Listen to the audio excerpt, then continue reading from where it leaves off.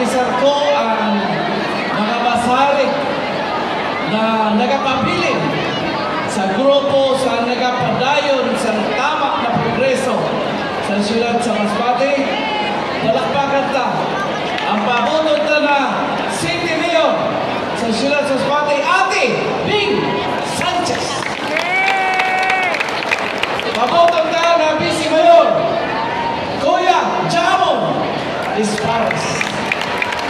Magmabalik pagkakonsihan, palakpakan ta sa pinakamaganda, Ate Medicis. Siyempre palakpakan tawa na nasawa ko, Vice Mayor.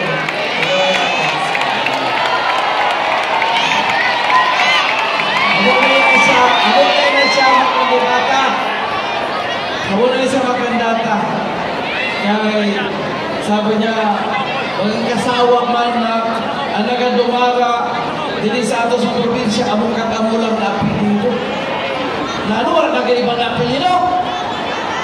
Kaya nag-udong na siya, sabi niya, abot na ako. Kaya may alo ako. May konsensya ako. Mapantay na lang daw kuno siya sa iya apo na Amerikano. Papa Amerika siya pag si Soxy nag-anak na. Ato si Ate Soxy, palakpakan naman ako. Lee, please stand up. Lee, please stand up. Oh, this is Kristen. Your one, your hat. Yan. Umagat ko na siya. Ito si Soxy. Soxy! Tindog ka na, tindog. Tindog lang. Dili ka niyan makanta. Kung matahong magkanta si Soxy, nagbana lang ina sa akin. Palakpakan mo!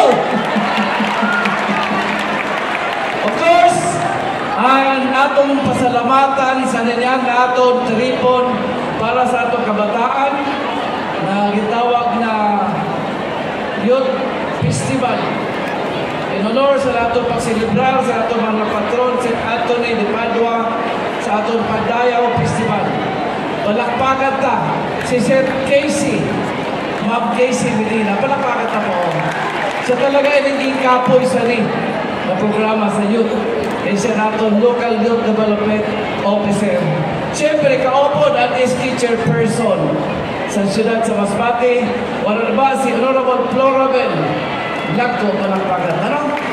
Nagtugote ako, tawago ko ang mga city, mga SK na din yan. Oh. Honorable Gino Zaron sa Barangay Bagong Bayan. Honorable Rachel Ceci sa Barangay Bukandako. Honorable Jamaica Nuevo sa Barangay Tugbo. Honorable Jailin Asino o Barangay Nursery. At the same time, the Miss Mandaon 2024. Honorable Jemelyn Sisi sa Barangay Bititong. Honorable Monica Bailey Bailon sa Barangay Ibingay. Honorable Rachel Torres sa Barangay Bono. Honorable Jamie Blanca sa Barangay Asid. Honorable Jake Judah sa Barangay Igang. Honorable Ramesses Flores. Honorable Jade Aparilla sa Barangay Pating. Honorable Kinjan Lani Reyes. Honorable John Paul Cabog. Honorable Desiree Posing sa Barangay Anas. Kagpalakpakan naman po ang bisita nato na adin yan na mga SK chairperson sa Barangay Oson, Honorable Randy Kidato. Municipal sa Palanas, Honorable Ira Angela Antonio. SK chairperson sa Barangay San Municipio sa Kawayan, Honorable Ken Gerald Malaga. SK chairperson sa Municipio sa Esperanza, Honorable Lance Hill Listunis. Of course, ang pinakadako na barangay sa siyudad ng Masbate. Illegal, ano? Nag-joke lang. Munisipyo San Momo, Honorable John Paul Bulon. Adi sinda makiusad sa aton para mag-enjoy. No? Mag-enjoy ka mo niyan kan Mayo Marty, kami Kiroksa, kakanik Makino. Walang pakatama, no? Adi na sinda. Nagpa-share na sa matahong-tahong nato na buntod. The #1 tourist site sa buong Bicol region. Palakpak pa, no? Binagtalaan mo yung volcano. Adi siya.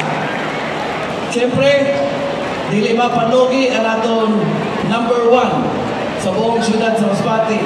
Ang aton palangga, si Fiona. Palakpakan. Ano? Adi siya. Direct from Ibali, Hong Kong. Hong Kong.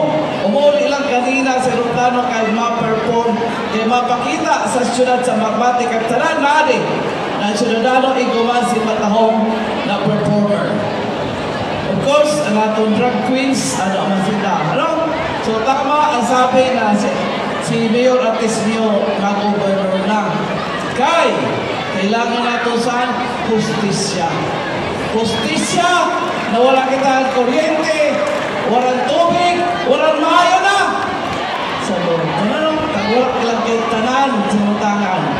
Kabuligan tayo ni, pero ang pakontra natin, ang pamaagi sa pagdarara, kwarta lang. Pino ka, kwarta, sa tama na servisyo na matanos. Tama! Panahon na! Pag tinugutan natin na, another 3 years na naman, another 3 years na naman, na mag-close kita. Supportaran nyo ang iyong palangga na mayon, Lopez Action Padayon, kay sigurado, kung naman ang programa na ginimo nato sa syudad sa Masbate, nadampunta sa buong probinsya sa Masbate. Salamat! Happy Pesta! Mag-enjoy kita! Once again,